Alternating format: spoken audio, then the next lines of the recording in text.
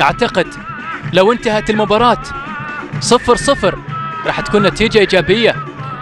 هذه كرة مقطوعة بشكل ممتاز. الآن صلاح يتقدم، صلاح يفكر في الغساني، جول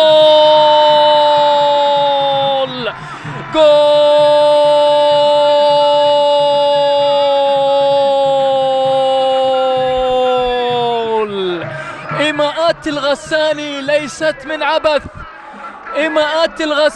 ليست من عبث، ومخرجنا على طول إلى فيربك. هذا هو الغساني، تمريرة ذهبية من اللاعب اليافع، من اللاعب الواعد إلى محمد الغساني. يا سلام على التمريرة، تمريرة صلاح اليحيائي، أحيت آمال الأحمر، أحيت طموح الغساني الذي وضعها من لمسة في الشباك، مسجلا أول أهداف منتخبنا الوطني في المباراة. تحتاج إلى هذه اللمسة، تحتاج إلى هذا الحريف، تحتاج إلى هذا اللعيب، والغساني أمام المرمى ما يضيع الغساني. يا سلام يا سلام يا سلام على وضع الكرة بهذه الطريقة يا جماعة الخير. هذه تدرس في التمارين، تلعب الطريقة بظهر القدم، هذه تعلم، هذه تدرس منذ الصغر، وضع الكرة بهذه الطريقة. هذا مهاجم بالفطرة، هذا مهاجم رائع، نعم يستحق مثل ما طالب به الجميع. هدف أول لمصلحة ماتي لهذا اللاعب. الآن ضربة حرة مباشرة، كرة منقولة للأمام،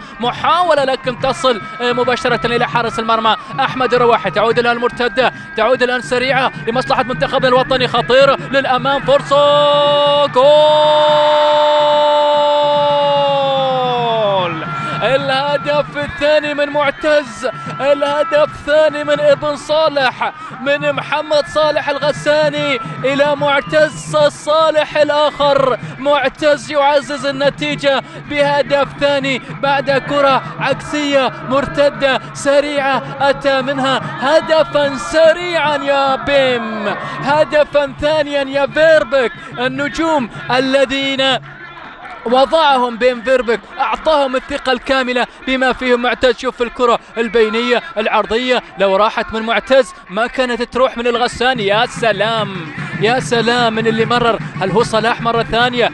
هل هو صلاح يأتي بالصلاح مرة ثانية؟ لمسة ممتازة جدا، والكرة في المرمى كهدف ثاني. نعم اي والله، اي والله، تبارك الله وما شاء الله. صلاح صلاح صلاح، حي صلاح، حي صلاح في كل مرة وفي كل موعد. إنه النجم القادم، ليست إلا الإصابة من أفقدتنا صلاح، لكنه يعود لكي يعيد الارتياح والتفاؤل بنجوم الأحمر في البطولة القادمة. هذه كرة منقولة للأمام، رأسية، جول لمصلحة منتخب طاجيكستان. يقلص من خلال الفارق،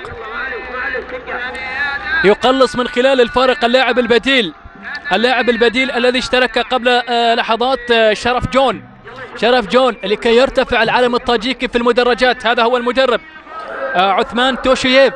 كنا نتحدث عن الكرات العالية التي يجب أن يركز عليها بين فيربك أكيد، لأن منتخب أوزبكستان يتميز بهذه الكرات. شوف اللقطة الماضية، على فكرة هذا خطأ يتكرر لأكثر من مرة، في شوي يعني سوء تفاهم بين قلبي الدفاع سواء ناصر الشمالي أو خالد البريكي، ولكن هذه تعليمات المدرب. أنا متأكد أن بين فيربك سيطالع شريط المباراة، سيتحدث مع لاعبيه، مع كل المدافعين سواء أحمد أو الشيبة أو المسلم.